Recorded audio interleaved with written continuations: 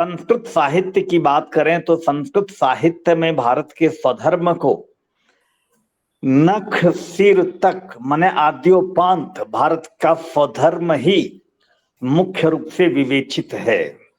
भा कहते हैं प्रतिभा को, और प्रतिभा में जो रत है, साधना में जो रत है, स्वाध्याय में जो रत है, निरत है, लगा हुआ है, वही तो भारत है। और इस भारत का क्या स्वधर्म हो सकता है? तो पहला तो स्वधर्म भारत का जो मेरे मित्र ने कहा था कि जत्र विश्वम समग्रम भवत्येक नीडम, उन्होंने वसुधैव कुटुंबकम कहा। मैं वेद के उदाहरण से कहता हूं कि जहां संपूर्ण विश्व एक घोंसला बन जाए, एक नीड बन जाए, सब में हम स्वयं को देख पाए, यह जो अंतर्दृष्टि जगा पाने की जो साधना जहां लोग करते हैं, वही तो भारत है। इसीलिए इस भारत भूमि पर आने के लिए स्वर्ग के देवता भी ललचाते हैं। गायन्ति देवाः किल गीत कानी धन्यास्तु भारत भूमि भागे। देवता भी जिस भारत भूमि के गीत गाते हैं, तो उस भारत भूमि पर हम लोग अब उत्पन्न हुए, बढ़े, पले, और निश्चित रूप से विश्व मैत्री और का जो संदेश है भारत भूमि से जाता रहा है। आपके आज भारत के स्वधर्म को लेकर के जो संदेश है, वह भी पर्यावरण में जरूर तैरण है, तैरेगा, प्रभाव छोड़ेगा। मेरे मित्र ने कहा कि शब्द तो ब्रह्म है, और ब्रह्म कभी भी निष्फल नहीं होता है, ब्रह्म कभी भी अप्रभावी नहीं हो सकता है, उसका प्रभाव पड़ता ही पड़ता है। दूसरी बात है भोगवाद। आज जिस भोगवाद की उद्दाम जो ऐशना कहते हैं, प्राप्त करने की इच्छा, सब कुछ हमें प्राप्त हो जाए। बहुत अच्छे पूर्व वक्ता ने कहा कि हम भोगवाद के पीठ पर सवार हैं और इसीलिए आज टकराव बहुत बढ़ गई है। तो मैं यह कहता हूं कि भारत का स्वधर्म है कि हम भोगवाद से विमुख हों, हम योग की ओर बढ़ें, हम संयोग, हम जुड़े, परस्पर जोड़ें। यह जो बहुत अच्छा ययाति का प्रसंग है कि ययाति एक ऐसा राजा हुआ जिसने भोगवाद पर ऐसा प्रयोग किया कि मैं नहीं समझता हूं कि विश्व के इतिहास में दूसरा कोई ऐसा प्रयोग किया होगा। ययाति इतना भोगी था कि अपने पुत्र की जवानी उसने मांग कर, और वह प्रसंग है कि शुक्राचार्य ने उसे असमय बूढ़ा होने का शाप दिया, और राजा ने जब क्षमा मांगी तो शुक्राचार्य ने कहा कि ठीक है, यदि तुम्हारा जवान बेटा अपनी जवानी तुम्हें इसलिए दे दे ताकि तुम अधिक से अधिक सांसारिक भोगों को, स्त्री सुख को तुम भोग सको, तो तुम्हें वो सामर्थ्य मिल जाएगा, तुम्हारी बुढ़ापा खत्म होगी। और उस बूढ़े बने शापित पाप के कारण जो बूढ़ा बन गया था ययाति, उसने अपने पुत्र से ही उनकी जवानी मांग ली, और पुत्र तो नहीं दिया, लेकिन पुरु ने अपनी जवानी दे दी, यौवन दिया, और उस यौवन को लेकर पुरु की माता के साथ जो उसने रमण किया, मैं समझता हूं कि यह एक दुर्लभ दृष्टांत है भोगवादियों के लिए भी। वह प्रयोग भी भारत में हुआ। भारत में केवल पतंजलि नहीं हुए, भारत में केवल एक से एक व्यास, महर्षि व्यास और कात्यायन ही नहीं हुए, यहाँ भोगवादी भी हुए, भोगवाद का प्रयोग भी हुआ, और अंत में निष्कर्ष दिया उसने।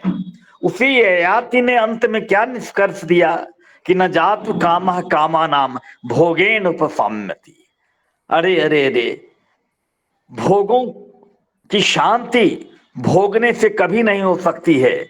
जैसे अग्नि में घी डालकर अग्नि की शिखा को, अग्नि की लपट को कभी बुझाया नहीं जा सकता है, बल्कि अग्नि की लपट और तेज हो जाया करती है।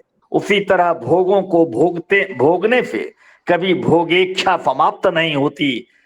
धिक्कार है मेरे जीवन को कि मैंने अपने पुत्र से जवानी मांगकर जो यह रमन किया, ये पशुवत जो मेरी वृत्ति हुई। तो भारत का स्वधर्म है कि धर्मेन हीना पशु भी समाना। बाकी सारी क्रियाएं, मनुष्य को भी भूख लगती है, मनुष्य में भी कामेच्छा होती है, मनुष्य भी शयन करता है और पशु भी शयन करता है। सारे धर्म जो मनुष्य के यह जो गुण है वो पशुओं में भी है, लेकिन जो स्वधर्म भारत का जो है उच्चतर धर्म, जिसके लिए मनु ने कहा, स्पष्ट डिंडिम घोष किया कि अरे भारतवर्ष के अग्रजन्मा, यह तुम्हारा धर्म होना चाहिए, तुम्हारा चरित्र एक ऐसे सांचे में ढला होना चाहिए जो संपूर्ण विश्व के लिए मॉडल बने, एक आदर्श बने। तुम्हारा चरित्र इत्र से भी अधिक ज्यादा उसका सुवास हो, संपूर्ण विश्व तुम्हारा अनुकरण कर सके। तो इस प्रकार हम देखते हैं कि भारत के स्वधर्म में भोगेच्छा पर अंकुश, भोगेच्छा का जो प्रयोग है उसके समन का जो फिर अंत में निष्कर्ष है वह भी है। कल गीता जयंती थी। यह मान्यता है कि आज से 5000 साल, लगभग 5000 साल पूर्व महाभारत के युद्ध में श्री कृष्ण के मुख से जो गीता प्रकट हुई थी वो कल यानी मोक्षदा एकादशी की तिथि को प्रकट हुई थी। मैं गीता के ही दृष्टांत से कहूंगा कि भारतवासियों को मृत्यु से नहीं डरना है। क्यों? कि हम आत्मा के अमरत्व के सिद्धांत को गीता में प्रतिपादित किया गया है, और यदि आत्मा अमर है तो मुझे मार ही कौन सकता है। और इसीलिए गीता का यदि निष्कर्ष कहें तो वह अभयम सत्य संशुद्धिर ज्ञान जोग व्यवस्थिति दानम दमश्च यज्ञश्च स्वाध्याय तपमार्जवम अहिंसा सत्यम क्रोध। यह 32 गुण जो डिवाइन क्वालिटीज गिनाए गए हैं मनुष्य के लिए, वो डिवाइन क्वालिटीज में देखें उसके मध्य में सत्य और अहिंसा, ये दो शब्द एक साथ ये युग्म बन के आते हैं। और गांधी जी ने कहा था कि मेरे सत्य और अहिंसा का जो प्रयोग था, जो मेरा दृष्टिकोण था, वो मेरा कोई मौलिक नहीं था। मैं भारतीय दर्शन या गीता, भगवत गीता, जिसको उन्होंने माता कहा था, उनकी एक प्रसिद्ध पुस्तक भी है गीता माता, तो मैंने वहीं से लिया। तो वह जो वो लिया हुआ गुण है, तो मैं यह मानता हूं कि अभय सबसे बड़ा गुण है। और आज दुर्भाग्य से हमारे जो बुद्धिजीवी वर्ग के लोग हैं, जो इंटेलेक्चुअल हैं, जो इनलाइटेंड हैं, वो भी अभय वाला जो पहला गुण है उस सत्य को सत्य कहने से जरा परहेज करते हैं कि पता नहीं क्या इसकी प्रतिक्रिया हो सकती है। और सत्य तो फाउंडेशन है भारत के स्वधर्म का।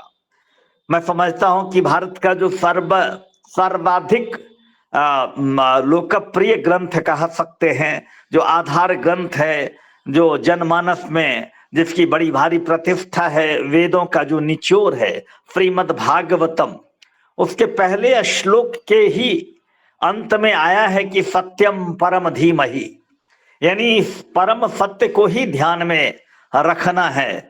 और हमारे विश्वविद्यालय ने भी कहा कि आत्मा वारे द्रष्टव्य श्रोतव्य मंतव्य, लेकिन वह आदर्श वाक्य कितना ही है, ओनली द सोल इज सीएबल, देखने योग्य क्या है आत्मा। यदि हम आत्मा की ओर उन्मुख होते हैं, नेता जो होते हैं, प्रोफेशनल जो पेशेवर नेता होते हैं, वो भीड़ की ओर उन्मुख होते हैं और वोट और भीड़ उनको चाहिए। लेकिन जो मनीषी होते हैं, भारत का जो स्वधर्म है, वो भीड़ की ओर नहीं वो देखना है, आपको अपनी आत्मा को देखें, आत्मा की आवाज को सुने, उसका चिंतन करें, वह निधिध्यासन करें। यह जो याज्ञवल्क मैत्री संवाद बृहदारण्यकोपनिषद, इसी से उद्धृत किया गया है मिथिला विश्वविद्यालय, ललित नारायण मिथिला विश्वविद्यालय का आदर्श वाक्य, आत्मा वारे द्रष्टव्य। बहुत नहीं कुछ सुनना है, अपनी आत्मा की आवाज को सुनना है। और जब आप मौन में जाएंगे, गहन मौन में जाएंगे, तब आप अपनी आत्मा की आवाज को सुन पाएंगे। शिक्षक के रूप में मैंने यह एक प्रयोग किया था छात्रों को मौन का जो प्रभाव है उसके संबंध में एक प्रैक्टिकल डिमॉन्स्ट्रेशन दिया था। अपने कुलपति, तत्कालीन कुलपति की अनुमति से दिया था।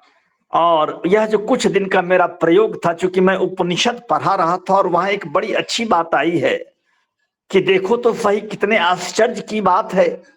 इस बरगद के पेड़ के नीचे बैठा हुआ जो युवक है वो गुरु है, और ये जो झुंड है, बूढ़ों के जो झुंड है, वो उनके शिष्य हैं। और सबसे आगे कहा जा रहा है, आश्चर्य की बात तो ये है, कोई गुरु का जो व्याख्यान चल रहा है वो मौन व्याख्यान है, साइलेंट स्पीच, मौन व्याख्यान है। और शिष्यों के जो संशय हैं, शिष्यों के जो डाउट्स हैं वो क्लियर्ड होते जा रहे हैं, वो समाप्त होते जा रहे हैं उनके संशय। तो जो पाश्चात्य ने भी कहा कि साइलेंस जो क्या है, speech is silver and silence is gold.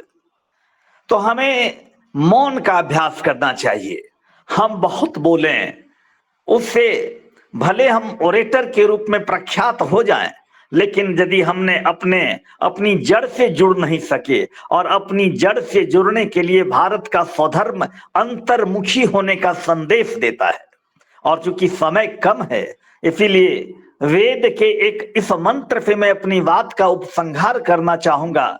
और उस मंत्र का मयूख नाम के राजस्थान के कवि ने जो अनुवाद किया है कि जग में छोटा बड़ा न कोई, जग में छोटा बड़ा न कोई, सब है भ्राता।